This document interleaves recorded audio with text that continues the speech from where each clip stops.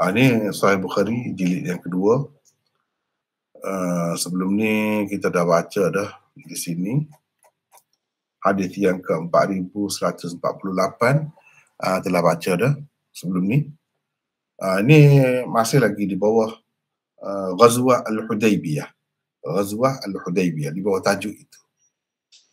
Jadi di bawah tajuk itu ada banyak juga riwayat yang kita telah bincangkan, ada beberapa, dan hari ini insya-Allah kita akan baca yang seterusnya, iaitu hadis 4149 dan seterusnya, beberapa hadis setakat yang sempatlah hari ini insya-Allah. Wa bihi qala hadatsana Sa'id bin Rabi' qala hadatsana Ali bin al-Mubarak an Yahya an Abdullah bin Abi Qatadah anna abahu haddathahu qala انطلقنا مع النبي صلى الله عليه وسلم عام الحديبية فأحرم أصحابه ولم أحرم. Sa'id bin Ar-Rabi' meriwayatkan kepada kami, katanya Ali bin Al-Mubarak meriwayatkan kepada kami daripada Yahya, daripada Abdullah bin Abi Qatadah, daripada Yahya tu Yahya bin Abi Kathir, daripada Abdullah bin Abi Qatadah. Siapa Abi Qatadah itu nama sebenarnya? Al-Harith bin Rib'i. Bahawa ayahnya, yakni Abu Qatadah, iaitu Al-Harith bin Rib'i itu telah menceritakan kepadanya, kepada anaknya yang bernama Abdullah. Katanya, kami berangkat bersama Nabi SAW pada tahun Hudaybiyah. Bila kata tahun Hudaybiyah tu, maksud ringkas tu, tahun di mana orang Islam terhenti di Hudaybiyah, tidak berjaya untuk meneruskan hasrat mereka pergi ke Mekah nak buat umrah, tak berjaya kerana ditahan oleh pihak berkuasa Mekah pada ketika itu, iaitu orang-orang kafir. Jadi dalam perjalanan itu pakai ihram dah. Para sahabat berihram, sementara aku pula tidak. Itu cerita dia. Ini yang ringkas ni, ini ringkas.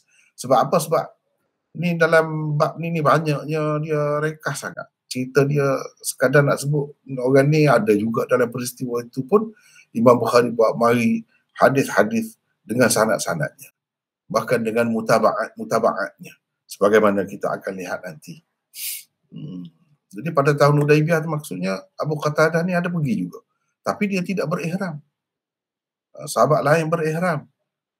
Ini Imam Bukhari ada sebut di tempat lain dengan lebih detail lagi, di bawah kitab Al-Hajj, haji. Ceritanya, ringkas ceritanya, dalam perjalanan itu adalah himar hutan. Himar hutan. Kalau himar kampung ni tak boleh makan. Himar hutan boleh, halal. Jadi sahabat-sahabat yang pakai ihram itu duduk tergelak, duduk ketawa. Dengan melihat satu sama lain suka ketawa. Tergelak kata. Jadi Abu Qatadah ni mula-mula tak faham. Jadi sahabat-sahabat tu yang pakai ihram tu, maknanya sahabat-sahabat ni dia seperti Abu Qatadah juga daripada segi biasalah berburu binatang ni, tapi dah pakai ihram tak boleh kan berburu. La taqtulus sayda wa antum hurum, dalam Quran sebut jangan berburu, jangan bunuh binatang buruan ketika kamu berihram.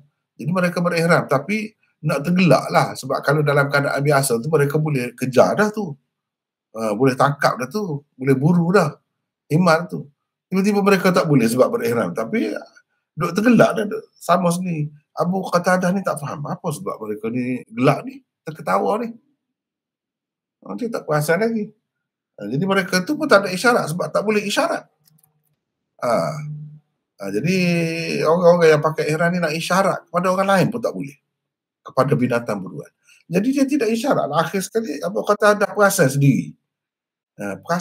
Oh, ada apa ni himar liar, himar hutan rupanya.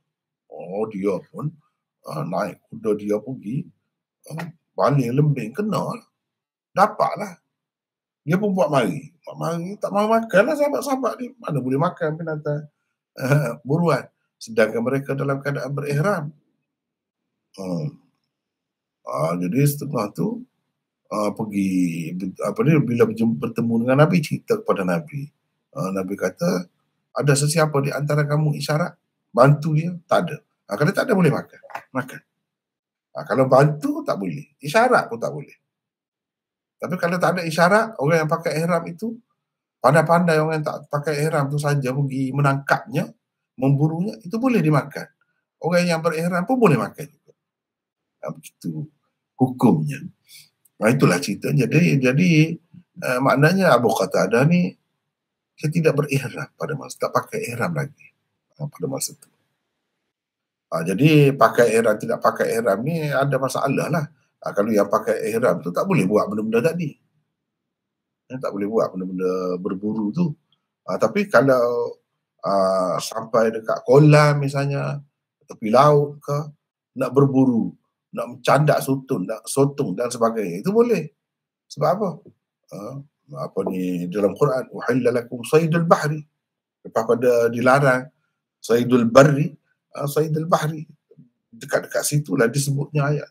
Manakala buruan laut tak apa. Buruan darat yang tidak boleh. Jadi yang nak ceritanya peristiwa ni berlaku bila? Pada ketika sahabat-sahabat ni berada di Hudaibiyah lah. Tertahan di situ kerana tak boleh nak meneruskan perjalanan mereka. Ini berlaku pada tahun yang ke-6. Peristiwa Hudaibiyah ni. Begitu itu maksudnya. Wa bihi qala haddatsana Ubaidullah ibn Musa an Israil an Abi Ishaq an al-Bara radhiyallahu anhu qala ta'udduna antum al-fatha Makkah wa qad kana fathu Makkah fathan wa nahnu na'uddu al-fatha bai'at ar-ridwan yawm al-Hudaybiyah kunna ma'an nabi sallallahu alaihi wasallam 14 mi'ah wal Hudaybiyah bi'run fanazahnaha falam natruk fiha qatrah فبلغ ذلك النبي صلى الله عليه وسلم فأتاها فجلس على شفيرها ثم دعا بإناء من ماء فتوضأ ثم مضمض ودعا ثم صبه فيها فتركناها غير بعيد ثم إنها أصدرتنا ما شئنا نحن وركابنا. Jadi Ubaidullah bin Musa meriwayatkan kepada kami daripada Israil bin Yunus bin Abi Ishaq. Daripada Abi Ishaq. Jadi Israil ni meriwayatkan daripada datuknya Abi Ishaq. Ni ada nama Israil. Tempat kita ni agaknya saya rasa seorang pun tak ada nama Israil ni. Macam mana peserta-peserta kita? Mana sahabat-sahabat kita sekalian? Tak nampak wajah seorang abuk ni. Adakah nama Israil tempat kita ni? Rasanya tak ada kan? Tak ada mana. Tak ada kan? Pelik tu kalau tempat kita nama Israil. Kawan saya dulu ada nama Israil. Tapi hayalah. Israil tu bagus, tak ada apa. Abdullah lah. Kalau bahasa Arab, Abdullah. Hamba Allah. Cuma itu bahasa Hebrew. Dan ia nama Nabi Yaqub. Nama Nabi Yaqub. Kullu ta'am kana hillan li bani Israel illa ma harrama Israilu ala nafsih. Israel yang keluar dalam ayat tu Nabi Yaqub lah. Nama dia Israel. Tak ada apa, tapi dia jadi allergic lah orang kita ni sebab permusuhan kan lama kan. Buka-buka pasport tu tak ada negeri tak boleh pergi, negara tak boleh pergi kita ni. Kecuali Israel. Dulu ada satu lagi South Africa dulu lah ni buat lah tu pembuat. Israel tinggal. Jadi kan tak allergic macam mana macam tu. Lepas tu selalu duduk dengar pula Israel. Mungkin nama negara dia tu Israel. Duduk buat nyaya, duduk apa ni, menzalimi orang-orang Islam di Palestin, menyebabkan jadi orang benci, tak suka. Ini Israel ni ada perawi ni, alim Israel. Anak kepada Yunus bin Abi Ishaq. Ni semua alim keturunan. Siapa Abi Ishaq itu nama sebenarnya? Amr bin Abdullah As-Sabi'i. Dia lebih terkenal dengan Abu Ishaq As-Sabi'i. Abu Ishaq As-Sabi'i. Daripada Al-Bara radhiyallahu anhu Kata beliau, kamu mengira penaklukan kota Mekah adalah kemenangan. Memang pun itu suatu kemenangan. Tetapi kami menganggap kemenangan itu maksudnya bermula dari waktu Bai'atul Ridwan pada peristiwa Hudaybiyah. Jadi ini semua ni di bawah Ghazwah Hudaybiyah. Jadi Imam Bukhari buat mari ada kaitan sedikit saja dengan Hudaybiyah itu terus dia buat mari hadis. Kami bersama Nabi SAW seramai 1,400 orang. Hudaybiyah adalah sebuah sumur. Kami mengirah airnya. Mengirah air. Saya guna bahasa Kelantan di situ. Mengirah airnya. Jadi kira. Maknanya ambil api air itu. Cedok habis sampai habis. Itu makna kira. Tapi dalam kamus Dewan pun ada. Kami mengira airnya sehingga tidak tersisa setitis pun. Setelah mendapat tahu tentangnya, baginda pergi ke sumur itu dan duduk di tepinya. Dimintanya satu bejana yang berisi sedikit air. Lalu berwudu, berkumur-kumur dan berdoa. Kemudian menuangkan airnya ke dalam sumur tersebut. Setelah kami meninggalkannya sejenak, airnya kembali banyak. Sehingga kami dapat minum sesuka hati, sesuka kami hingga puas. Begitu juga dengan haiwan-haiwan tunggangan kami. Haiwan-haiwan pun dapat minum dengan puas juga. Ini peristiwa ini berlaku di mana? Di Hudaybiyah juga. Pada ketika mana? Ketika tu dalam peristiwa tu. Perjalanan nak pergi ke Mekah tu yang terhalang di situ. Jadi banyaklah dengan sebab berlakunya peristiwa itu, banyaklah dalam Islam ni hukum-hukumnya, pecahan-pecahan masalahnya dapat diselesaikan dengan hadis-hadis yang terdapat dalam peristiwa itu. Sama ada berupa ucapan Nabi, sabda Nabi, atau perbuatan Nabi, atau pengesahan Nabi, takrir Nabi. Banyaklah yang berlaku di situ. Antaranya hukum muhsar. Hukum muhsar. Fa in uhsirtum famastaysara minal hadi. Dalam Quran ada sebut tentang ihsar. Dan dalam hadis ada bab ihsar. Ihsar itu apa mana? Orang yang nak pergi buat haji atau umrah terhalang. Tak dapat meneruskan perjalanannya kerana macam-macam sebab. Termasuklah kerana musuh menghalang, termasuklah kerana rosak kenderaan kau tak dapat sampai pada masanya, dan macam-macam lagi. Itu gangguan itu. Itu dipanggil orang yang tertahan begitu muhsar. Apa yang sepatutnya orang muhsar lakukan sekiranya berlaku begitu kepada dia dan dia telah pakai ihram, ini antara hadis-hadis dalam bab ni banyak membantu. Jadi kata Bara bin Azib, kamu mengira penaklukan Mekah, kan nama je lagi, Fathu Makkah. Fathu Makkah maknanya kemenangan, menakluki Mekah, menguasai Mekah. Dan itu berlaku 2 tahun kemudian, iaitu pada tahun yang ke-8. Pada tahun ke-8 berlakulah Fathu Makkah tu. Jadi kata Bara, kamu duduk kira, duduk anggap penaklukan kota Mekah tu kemenangan. Kata dia memang pun itu suatu kemenangan, tidak nafi, memang itu kemenangan lah. Tetapi kami, yakni para sahabat, menganggap kemenangan itu bermula dari waktu Bai'atul Ridwan pada peristiwa Hudaybiyah. Jadi kadang-kadang kemajuan tu kita tengok, pada zaman itu berlaku. Sebenarnya dia berpunca daripada kalau pemerintahan sebelum itu telah menyiapkan, telah meninggalkan tapak yang kokoh. Jalan tu dia buat licin tu, jadi orang kemudian senang. Tapi kadang-kadang yang dulu tu orang tak nampak. Jadi sama juga dengan peristiwa ni. Sebenarnya Fathu Makkah apa semua tu berjaya dikuasai dalam masa yang hampir itu kerana kemenangan di sinilah. Itu kerana kami menganggap kemenangan itu Bai'atul Ridwan, bai'ah di bawah pokok yang Allah SWT sebut dalam Al-Quran, kan, laqad radiyallahu 'anil mu'minina idh yubayi'unaka tahta asy-syajarah. Jadi bai'ah tu yubayi'unaka, ambil situ.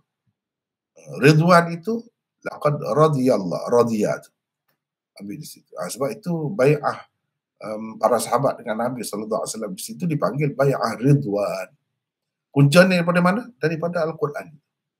Laqad radiyallahu 'anil mu'minin idh yubay'unaka tahta asy-syajarah. Cuma dia ada sebut pokok di situ. Dan dalam hadis-hadis pun banyak juga disebut di bawah pokok tu. Pokok tu pokok apa? Pokok samurah namanya. Pokok samurah. Berduri-duri pokoknya. Biasanya di padang pasir orang akan berhenti di bawah pokok itu untuk berteduh. Baik, di sini kita ada 628. Ni siapa nak baca? Saya nak bagi orang lain baca pula lah. Silakan baca nota ni. Siapa nak baca silakan. Mana peserta? Siapa? Zulizzinuddin. Zulaizi baca Zulaizi. 628. Maksudnya ialah kamu mengira kemenangan yang tersebut di dalam firman Allah, Inna fatahna laka fatham mubina. Itu adalah kemenangan dalam penaklukan kota Mekah. Para ulama semenjak zaman awal lagi telah berbeza pendapat tentang kemenangan yang dimaksudkan di dalam ayat itu. Yang betulnya ialah apa yang difahami para sahabat seperti tersebut di dalam hadis ini. Ia adalah kemenangan Bai'atul Ridwan dalam peristiwa Hudaibiyah, kerana ia merupakan permulaan kemenangan bagi menguasai Mekah. Bahkan permulaan bagi kesemua kemenangan yang dicapai oleh orang-orang Islam sesudahnya. Hasil daripada perjanjian damai yang berlaku di Hudaibiyah, itulah keamanan dan kedamaian berleluasa. Api peperangan pula... Saya baca tu Zulaizi. Baca biar betul Hasil daripada perjanjian damai yang berlaku di Hudaibiyah, itulah keamanan... Jangan berhenti di situ. Hasil daripada perjanjian damai yang berlaku di Hudaibiyah itulah keamanan dan kedamaian berleluasa. Api peperangan pula terpadam seketika. Orang ramai dalam masa itu berpeluang memeluk agama Islam dan datang ke Madinah tanpa sebarang ketakutan. Itulah yang berlaku kepada Khalid bin Al-Walid, Ammar bin Al-As dan ramai lagi penduduk Mekah. Jadi kalau kita perhatikan dalam sejarah kan, mereka ni memeluk agama Islam bila? Dalam masa tu. Itu kemenangan juga tu. Khalid bin Al-Walid ni musuh ketat lah.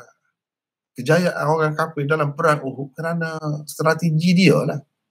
Tapi ini masuk Islam. Selepas tu, dalam masa tu lah, Ammar bin Al-As ini ketua-ketua orang kafir saja ni. Orang yang hebat-hebat. Teruskan. Sebab-sebab yang membawa kepada kemenangan pula mula bermunculan satu demi satu. Pada masa itulah manusia masuk agama Islam dengan berbondong-bondong. Perjanjian damai membuatkan orang-orang kafir dapat bergaul dengan orang-orang Islam. Mereka dapat menyaksikan perihal kenabian, mukjizat dan perilaku Nabi SAW dengan lebih dekat. Dengan itu ramailah orang yang cenderung kepada Islam. Kalaupun tidak terus memeluknya. Bila Mekah dikuasai, Nabi SAW boleh dikatakan hampir... Bila Mekah, cara baca tu Zulaiz kena jaga. Bila Mekah. Tak jadi masalah itu. Cara baca berhenti apa tu, koma. Bila Mekah dikuasai Nabi SAW, boleh dikatakan hampir semua orang Mekah dan orang-orang Arab lain di sekelilingnya memeluk agama Islam. Itu ceritanya. Baik. Teruskan. Kemenangan yang tersebut di dalam firman Allah ayat ke-18 surah Al-Fajr, wa asabahum fatahan qariban, ialah kemenangan menguasai Khaybar pada tahun ke-7 Hijrah. Kemenangan yang tersebut di dalam ayat ke-27 surah Al-Fajr juga berarti kemenangan di Hudaibiyah. Sementara kemenangan... Sekejap. Jadi di sini, selepas perjanjian Hudaibiyah berlaku, pada tahun yang ke-6, lama juga Nabi berada di situ. Nabi SAW bawa sahabat-sahabat dia yang sama tu. Dia tidak benar orang lain masuk. Bergabung. Terus pergi ke Khaybar. Dan menyerang Khaybar. Ada di situ jatuh pula kuasa orang-orang Yahudi di situ.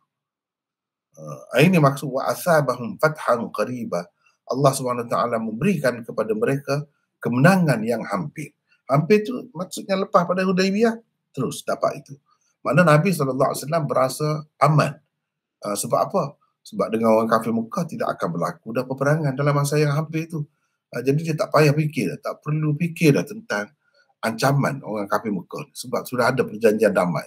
Jadi senanglah kalau Nabi pergi serang Khaybar itu, tempat Yahudi itu.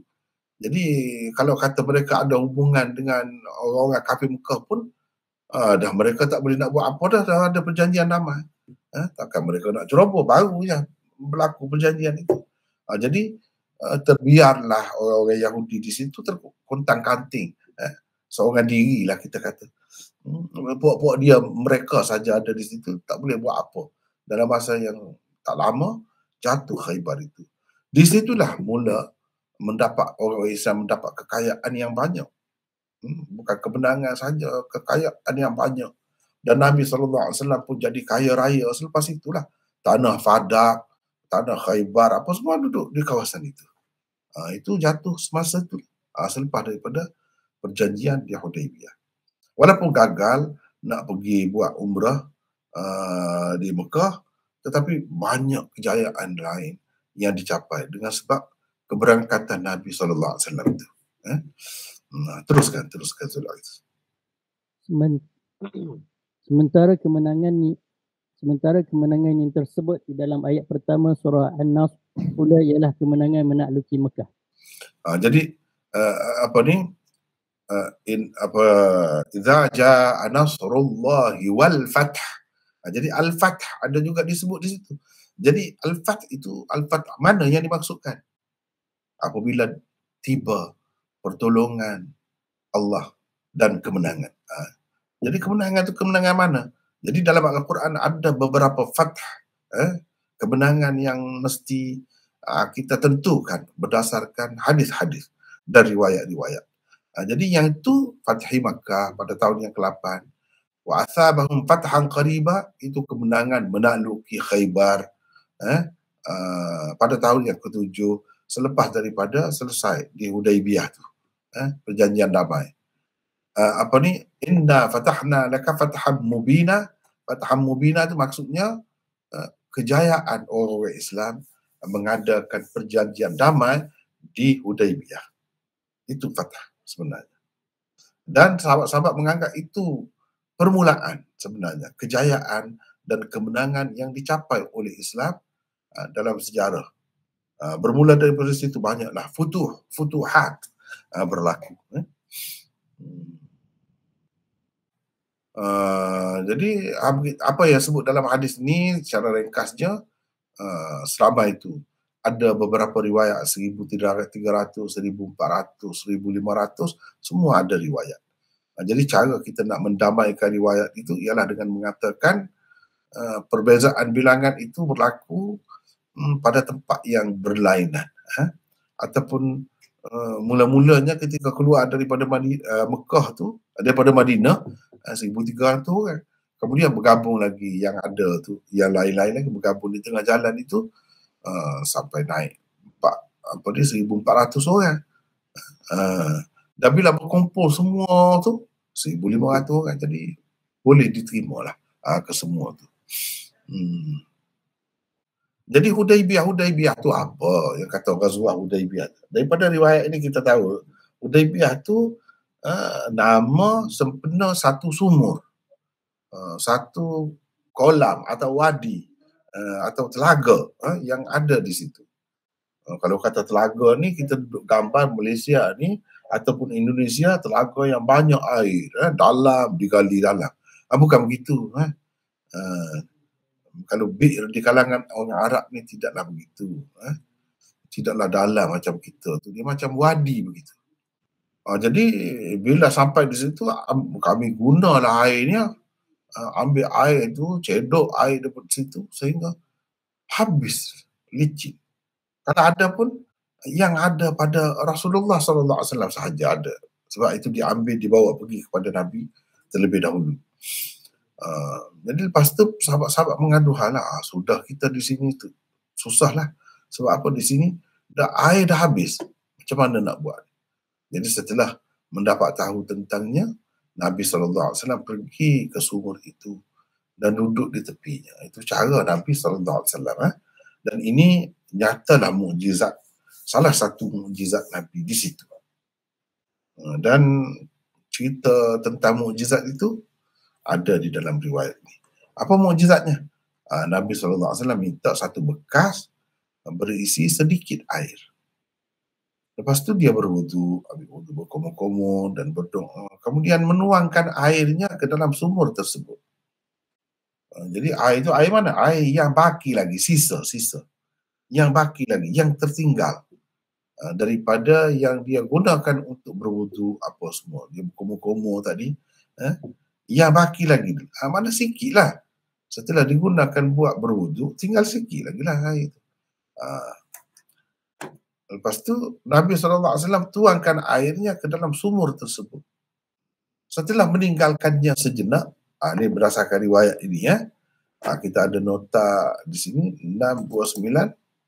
Menurut satu riwayat lain, Nabi SAW bersabda kepada para sahabatnya, "Da'uha sa'atan."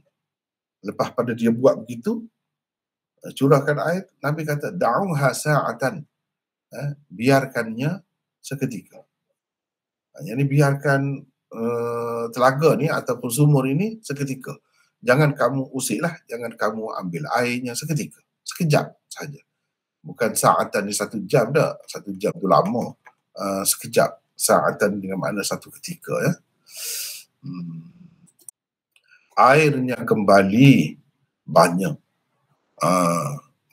Banyak semula air itu. Air ini termasuk dalam mukjizat. Sehingga kami dapat minum sesuka kami. Minum sebanyak mana pun. Tak habis air itu. Hingga puas. Binatang-binatang kami pun dapat minum juga. Dapat buat bekal lagi, bawa pergi lagi air itu. Jadi ini semua adalah hasil mukjizat Nabi sallallahu alaihi wasallam. Mukjizat Nabi sallallahu alaihi wasallam. Jadi riwayat satu lagi pun sama, Wa bihi qala haddathani Fadl bin Ya'qub. Qala haddathana Al-Hasan bin Muhammad.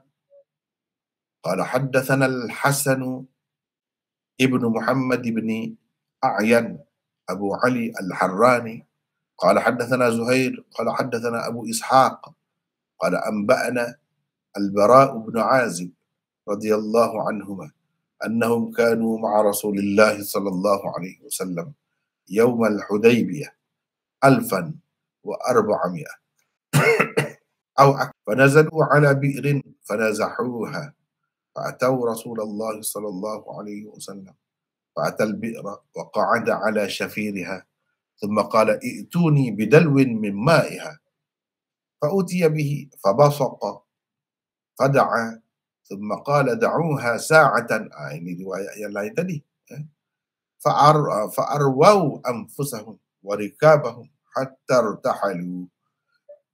Imam Bukhari dengan sanadnya meriwayatkan daripada Al-Bara bin Azib radhiyallahu anhu. Beliau meriwayatkan kepada kami, kata Abu Ishaq. Abu Ishaq tadilah datuk Israel tu. Bahawa mereka bersama Rasulullah sallallahu alaihi wasallam dalam peristiwa Hudaybiyah seramai 1,400 orang atau lebih. Ini dah mula sebut lebih. Mereka berhenti dekat sebuah sumur dan mengirah airnya sehingga habis. Setelah mereka menemui Rasulullah sallallahu alaihi wasallam, baginda segera pergi ke sumur itu dan duduk di tepinya. Kemudian bersabda, "Bawakan kepadaku satu timba berisi air." Ada satu timba pula. Setelah dibawakan kepadanya, baginda meniupinya lalu berdoa. Kemudian bersabda, "Biarkanlah sejenak. Biarkanlah ia sejenak."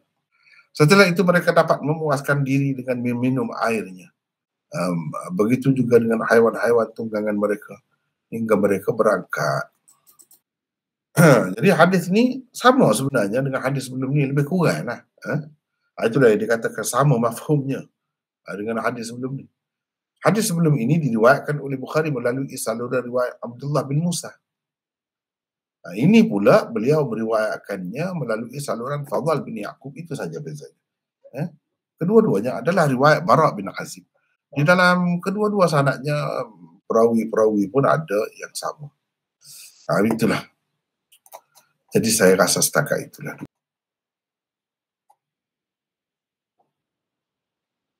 Setakat itulah dulu untuk hari ini ya. kita akan sambung lagi lah yang ni nanti. Wallahu a'lam.